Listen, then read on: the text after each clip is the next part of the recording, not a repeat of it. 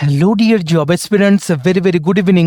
তোমাদের সবাইকে আবারও তোমাদের সবচেয়ে প্রিয় চ্যানেল স্টাডি ইন উইনের নতুন আরেকটা ভিডিওতে আমরা জানাই অনেক অনেক স্বাগত। তোমরা রিসেন্টলি সবাই জানো ত্রিপুরা বিধানসভার কিন্তু নিয়োগ বিজ্ঞপ্তি কিন্তু বেরিয়ে গেছে, যেখানে বিভিন্ন গ্রুপ সি গ্রুপ ডি শূন্য পদে 37টি টোটাল শূন্য পদে কিন্তু নিয়োগ প্রক্রিয়া চলছে।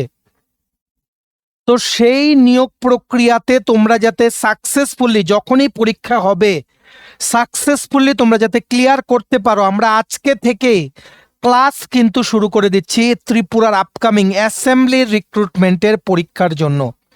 গ্রুপ সি গ্রুপ ডি দুটো পরীক্ষাতেই তোমরা যারা অ্যাপ্লাই করবে কমন সাবজেক্টসগুলো আগে আমরা কাভার করব, তারপর গ্রুপ ডির এক্সট্রা পার্টগুলো গ্রুপ সির এক্সট্রা পার্টগুলো আমরা আলাদা আলাদা করে ভিডিও বানিয়ে কাভার করে দেওয়ার চেষ্টা করব। আমরা নোটসও বানিয়েছি, তোমরা যারা নোটস নিয়েছো বা আপকামিং দিনে নেবে নোটসও নিতে হবে, আবার ফ্রি ক্লাসেসগুলো কিন্তু তোমাদের দেখতে হবে। পরীক্ষায় আসতে পারে সমস্ত গুরুত্বপূর্ণ প্রশ্ন যেগুলো তোমাদের আপকামিং অ্যাসেম্বলি পরীক্ষায় আসতে পারে, সবগুলো আমরা এই ভিডিওতে কিন্তু একের পর এক টপিক কিন্তু আমরা কাভার করব, যতটুকু করা আমাদের পক্ষে পসিবল হয় পরীক্ষার আগে পর্যন্ত। তোমরা প্লিজ এই ভিডিও লিঙ্কটা ম্যাক্সিমাম হোয়াটসঅ্যাপ, ফেসবুক, টেলিগ্রাম গ্রুপে শেয়ার করে সমস্ত চাকরি প্রত্যাশীদেরকে এই গুরুত্বপূর্ণ ক্লাসটা আমাদের এই ভিডিওর মাধ্যমে করে নেওয়ার তোমরা সুযোগ করে দেবে। আর যারা তোমরা ফার্স্ট টাইম দেখছো আমাদের চ্যানেলটা, এক্ষুনি আমাদের চ্যানেল স্টাডি ইন উইনটা সাবস্ক্রাইব করে সাইডে নোটিফিকেশন বেলটা কিন্তু অবশ্যই তোমরা ক্লিক করে রাখতে ভুলো না। ত্রিপুরা সমস্ত চাকরির আপডেট, চাকরি প্রিপারেশন করার জন্য ফ্রি ইউটিউব ক্লাসেস, সরকারি কর্মচারী ও পেনশনারদের update, education update, current affair সব কিছু একটা প্ল্যাটফর্মে অন টাইম তোমরা কিন্তু পেয়ে যাবে। আমাদের নতুন Telegram channel, WhatsApp group, WhatsApp channel, Facebook page সব কিছুর লিঙ্ক আমরা নিচে ডেসক্রিপশন বক্সে দিয়ে রেখেছি, তোমাদের ইচ্ছা হলে এগুলো ফলো করতে পারো বা জয়েন করতে পারো। ওখানে আমরা সমস্ত আপডেট জানাই আমরা শেয়ার করে থাকি, ঠিক আছে? আচ্ছা, কুইকলি বলে দেই সমস্ত চাকরি প্রত্যাশীদের উদ্দেশ্যে ত্রিপুরার আসন্ন সমস্ত সরকারি চাকরির লিখিত পরীক্ষা বা ইন্টারভিউর প্রিপারেশন করার জন্য ইংলিশ প্লাস বাংলা দুটো ভার্সানেই ফুল সিলেবাস কমপ্লিট নোটস আমাদের কাছে অ্যাভেলেবেল আছে। যেই নোটসগুলো পড়লে তোমাদের পরীক্ষায় অবশ্যই ভালো ফলাফল তোমরা কিন্তু করতে পারবে। কোন কোন পরীক্ষা?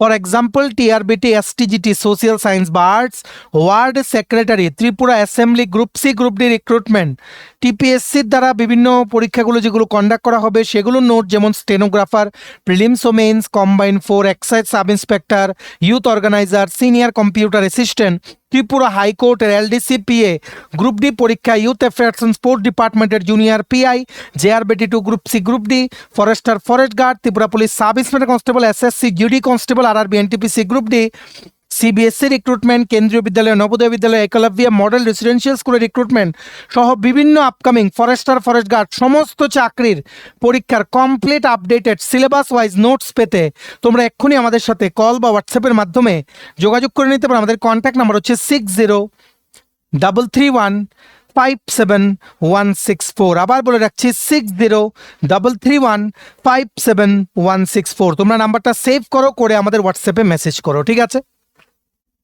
আমরা প্রথমেই ত্রিপুরা বিধানসভায় নিয়োগের জন্য যেই বেসিক জিনিসগুলো তোমাদের জেনে রাখা জরুরি সেগুলো দিয়ে আজকের ক্লাস নাম্বার 1 শুরু করছি, ঠিক আছে? বিধানসভা রিলেটেড যা যা তোমাদের জিজ্ঞেস করতে পারে আমরা প্রথমে কিছু ওয়ান লাইনার দেখব, ঠিক আছে? তারপর আমরা এমসিকিউ দেখব, গ্র্যাজুয়ালি দেখো আমরা এমসিকিউও দেখব। সো তোমরা ভিডিওটা ভালো করে বুঝে বুঝে কিন্তু পড়তে হবে। সবচেয়ে প্রথম তোমাদের মনে রাখতে হবে ত্রিপুরা বিধানসভা মানে লেজিসলেটিভ অ্যাসেম্বলি, ত্রিপুরা বিধানসভায় কিন্তু শুধুমাত্র একটাই হাউস, ঠিক আছে? একটাই হাউস, মানে বেসিক্যালি এটাকে বলা হয় ইউনিক্যামেরাল লেজিসলেটর। ইউনিক্যামেরাল মানে এক কক্ষ বিশিষ্ট, এক কক্ষ বিশিষ্ট, দুটো হাউস নেই। যেমন রাজ্যসভা লোকসভা দুটো হাউস আছে, সেগুলোকে বলা হয় বাই ক্যামেরাল। বাই মানে দুটো, দুটো কক্ষ বিশিষ্ট, ঠিক আছে? যেই সিস্টেমটা থাকে সেটাকে বাই ক্যামেরাল বলা হয়। ত্রিপুরার লেজিসলেটিভ অ্যাসেম্বলিতে কিন্তু ইউনিক্যামেরাল লেজিসলেচার, ঠিক আছে? এটা বেসিক্যালি একটা গভর্নমেন্ট সিস্টেম যেখানে একটা লেজিসলেটিভ হাউস বা চেম্বার থাকে, ঠিক আছে? যেখানে সমস্ত ইলেক্টেড প্রতিনিধিরা যারা ভোটের মাধ্যমে ইলেক্ট হয়ে আসে ওনারা একটা হাউসেরই ওনারা পার্ট হন। ওনারা এই অ্যাসেম্বলির সেশন চলাকালীন সমস্ত আইন কানুন বানানো, সমস্ত যে ডিবেট হয় সেগুলোতে, ডিবেট মানে অপোজিশন ভার্সেস রুলিংয়ের ডিবেট বা ভোটিং, সব কিছু কিন্তু এই সিঙ্গেল বডির মধ্যেই কিন্তু হয়, এই একটা হাউসে কিন্তু হয়, দুটো হাউস লাগে না। কোনো বিল পাস করতে গেলে, যেমন রাজ্যসভা লোকসভা অনেক কিছু বিল আছে, যেমন মানি বিল, ঠিক আছে, যেমন মানি বিল সেটা রাজ্যসভায় কিন্তু ইন্ট্রোডিউস মানে করা যায়, কিন্তু রাজ্যসভা সেই রকম কোনো পাওয়ার কিন্তু নেই। কিন্তু সেখানে কি হয়, এই বিলগুলো দুটো হাউসে ইন্ট্রোডিউস করতে করতে, পাস করতে করতে অনেক সময় লেগে যায়। সো ইউনিক্যামেরাল রেজিস্ট্রেটর কিন্তু ফলো করা হয় ত্রিপুরা বিধানসভায়, ঠিক আছে। এটা এনশিওর করে যে মানে কি বলবো, মানে কাজ যাতে কি বলবো, কাজ যেইগুলো হয় বিধানসভায়, ত্রিপুরা ডেভেলপমেন্টের জন্য যে সমস্ত বিল পাস করা হয় বা নতুন কোনো ডেভেলপমেন্ট ওয়ার্কের অ্যাপ্রুভাল দেওয়া হয়, ঠিক আছে, সেগুলো যাতে ফাস্টার ওয়েতে যাতে হয়, আর খরচার দিকেও কিন্তু অনেকটা এফিশিয়েন্ট, মানে cost efficient than bicameral system, যেখানে দুটো হাউস কিন্তু থাকে। এই সিঙ্গেল চেম্বার মানে একটা হাউস, উনাদের হাতেই কিন্তু সমস্ত পাওয়ার থাকে, আর উনারাই কিন্তু ফাইনাল অথরিটি টু ডিসাইড।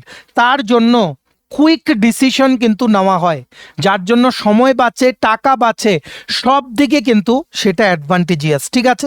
সমস্ত ইলেক্টেড রিপ্রেজেন্টেটিভ যারা ভোটের মাধ্যমে ইলেক্ট হয়ে আসে, উনারা এই একটা অ্যাসেম্বলিতে, এই যে ফটো দেখতে পাচ্ছ, একটা অ্যাসেম্বলিতে উনারা বসে বসে সেটার ব্যাপারে সিদ্ধান্ত নেয়, ডিবেট হয়, স্পিকার জিজ্ঞেস করেন কারা এগেনস্টে আছেন আপনারা হাত তুলুন, কারা ফরে আছেন হাত তুলুন, তারপর কিন্তু সেটা মেজরিটির হিসেব করে অ্যাবসলিউট এফেক্টিভ, এগুলো আমরা আমাদের পলিটির ক্লাসে পড়িয়েছি, সেগুলোর বিবেচনা করে বিলটা কিন্তু পাস করে দেওয়া হয়। বিল যখন পাস হয়ে গেল তখন সেটা হয়ে গেল অ্যাক্ট, মানে এখন সবার ত্রিপুরা নাগরিকদের সেটা কিন্তু মেনে চলতে হবে। বাজেটের ব্যাপারেও উনারাই কিন্তু সিদ্ধান্ত নেন, ঠিক আছে।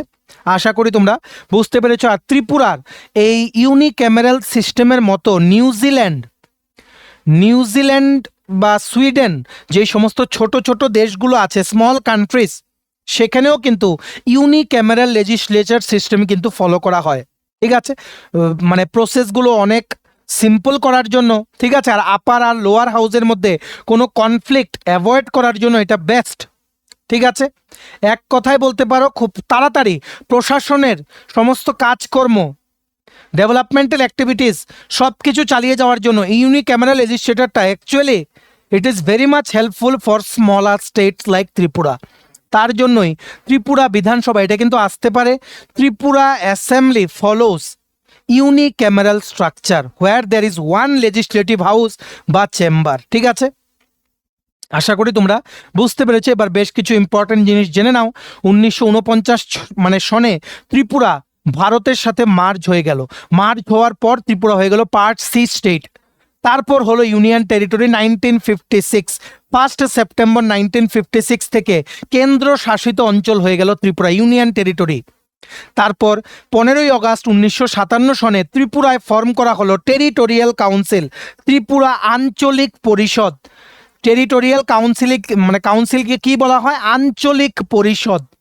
15 আগস্ট 1957 সনে, এটা কিন্তু মনে রাখতে হবে, ঠিক আছে। এই যে ত্রিপুরা টেরিটোরিয়াল কাউন্সিল ফর্ম কেন করা হয়েছিল এটা যদি জিজ্ঞেস করে, যাতে করে গভর্নমেন্ট অফ ত্রিপুরার, তখন কিন্তু ত্রিপুরা ছিল ইউনিয়ন টেরিটরি, যখন টেরিটোরিয়াল কাউন্সিল ফর্ম করা হলো ত্রিপুরায়, ঠিক আছে, যাতে করে ত্রিপুরার প্রশাসনকে সাহায্য করা যায় পূর্ণ রাজ্যর দিকে এগিয়ে যেতে, যা যা প্রশাসনিক প্রস্তুতি লাগবে সেগুলোর দিকে যাতে সাহায্য করা যায়।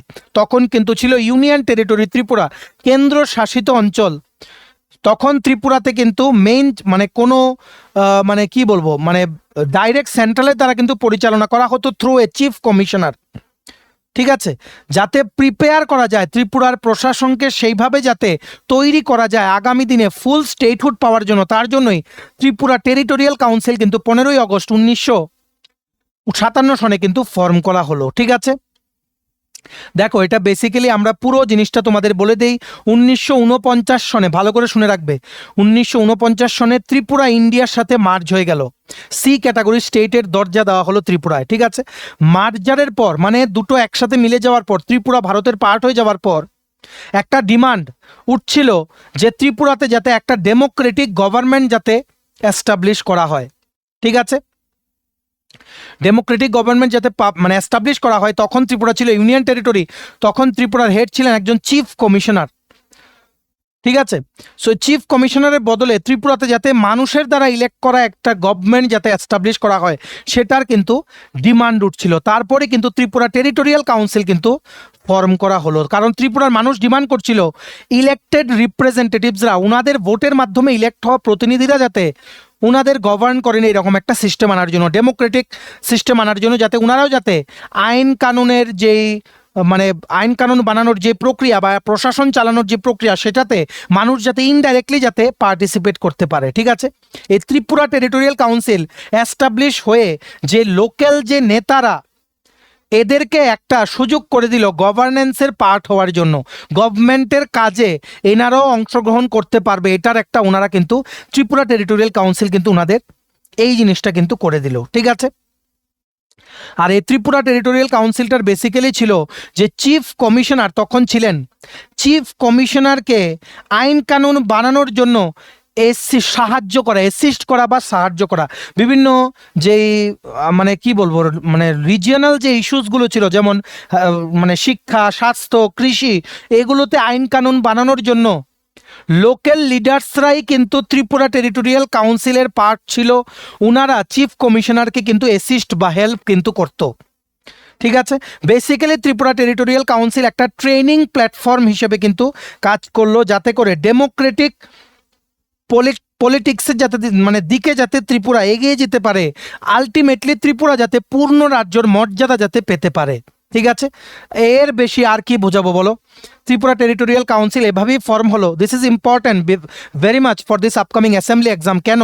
কারণ এই ত্রিপুরা টেরিটোরিয়াল কাউন্সিলই পরে ডিজলভ হয়ে কিন্তু ত্রিপুরা লেজিসলেটিভ অ্যাসেম্বলি কিন্তু হলো, যেটা আমরা পরে দেখব। ঠিক আছে, সো ইনিশিয়ালি যখন ফর্ম করা হলো তখন ত্রিপুরা টেরিটোরিয়াল কাউন্সিল বা টিটিসিতে 30 জন ছিল ইলেক্টেড মেম্বার যাদের ভোটের মাধ্যমে সিলেকশন করা হলো, আর দুজন ছিল নমিনেটেড মেম্বার্স। ঠিক আছে, দুজন ছিল নমিনেটেড মেম্বার্স। তারপর 1 জুলাই 1963 সনে ত্রিপুরা টেরিটোরিয়াল কাউন্সিল ডিজলভ হয়ে গেল, অ্যাসেম্বলি কিন্তু ফর্ম হলো।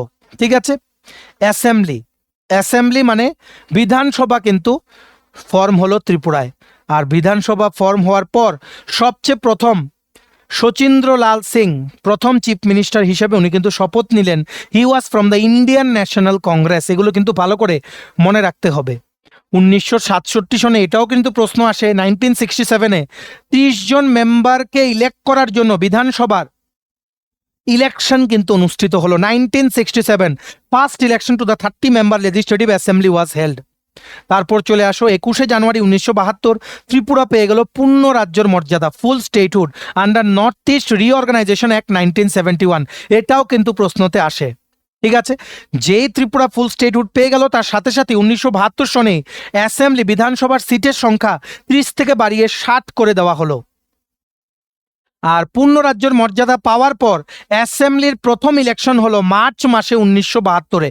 ভুল কিন্তু করবে না, পূর্ণ রাজ্য মর্যাদা পাওয়ার আগে অ্যাসেম্বলির ফার্স্ট ইলেকশন হয়েছিল 1967, পাওয়ার পরে ফার্স্ট ইলেকশন মার্চ 1972-তে, first election under full statehood. আর বর্তমানে টোটাল ত্রিপুরা অ্যাসেম্বলির আছে 60টা সিট, 60 সিটস, যার মধ্যে 20টা রিজার্ভ করা আছে ফর শিডিউল ট্রাইব আর 10টা হচ্ছে for scheduled caste, rest all are for general category. ঠিক আছে, এবার আরেকটা জিনিস জেনে রাখো, যেগুলো পরীক্ষায় আসতে পারে সেগুলো আমরা ধরে দিচ্ছি।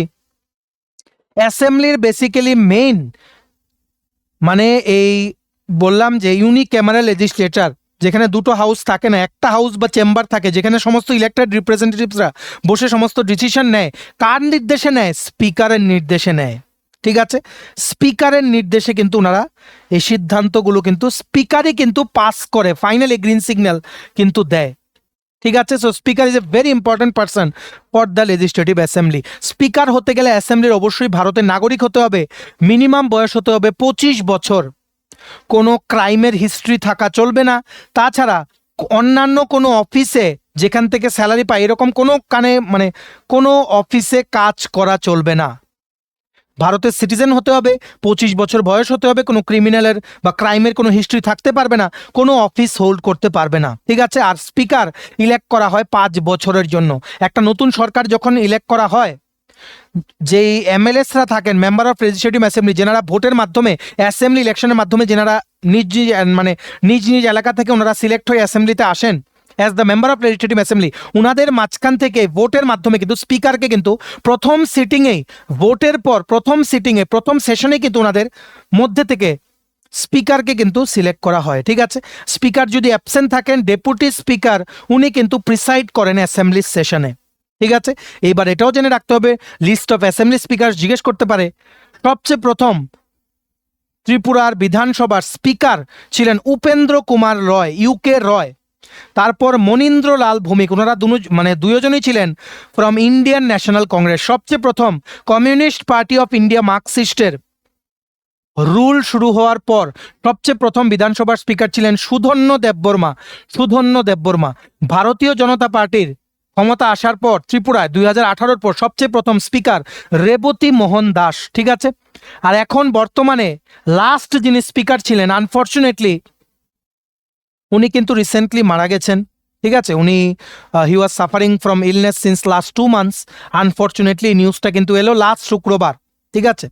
লাস্ট শুক্রবার আজকে আমরা ভিডিও বানাচ্ছি, আজকে হচ্ছে 29 ডিসেম্বর, ঠিক আছে। এই বিশ্ববন্ধু সেন, শ্রী বিশ্ববন্ধু সেন উনি ছিলেন 11th speaker, he was from Dharmanagar, ঠিক আছে। এখনও নতুন স্পিকার ইলেক্ট করা হয়নি, যখন ইলেক্ট করা হবে উনি হবেন 12তম স্পিকার, ঠিক আছে। এটা কিন্তু জিজ্ঞেস করতে পারে পরীক্ষায়, Shri Bishwabandhu Sen was dash th speaker of Tripura legislative assembly. Answer is 11th, 11তম, ঠিক আছে।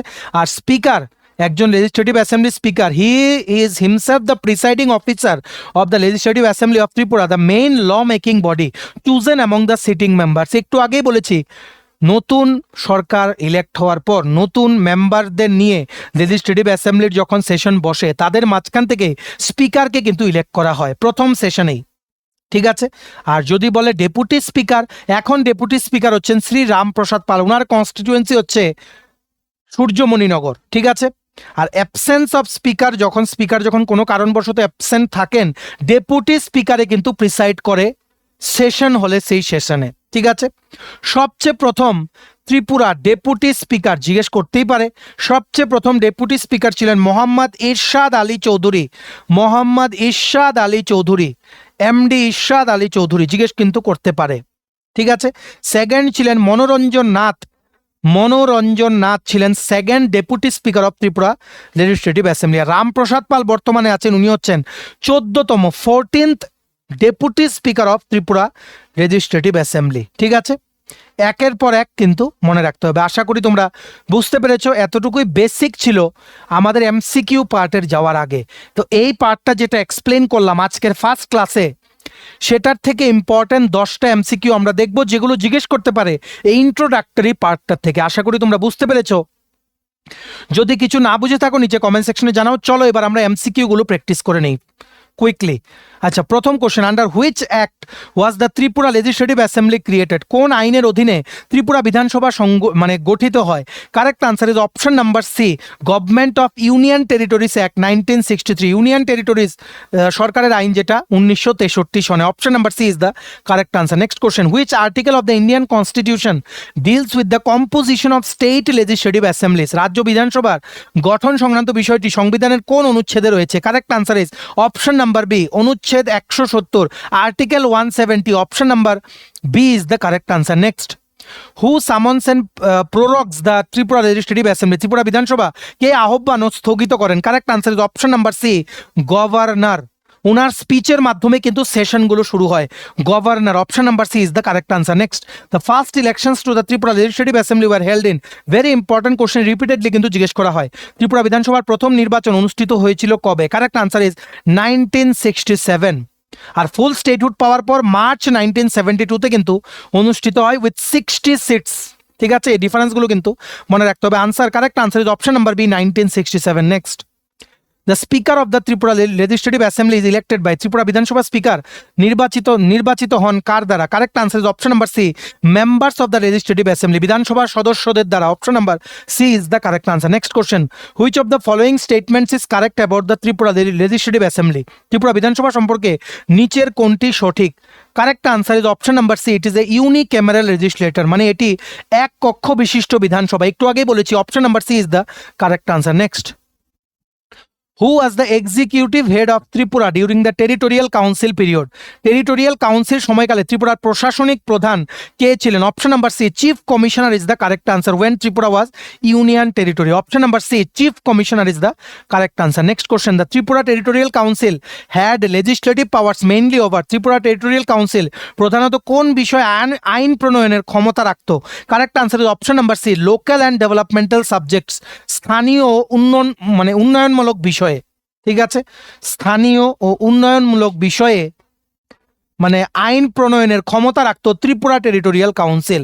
The Tripura territorial council had legislative powers mainly over local and development subjects. Option number C is the correct answer. Next, which of the following best describes the historical importance of the Tripura territorial council?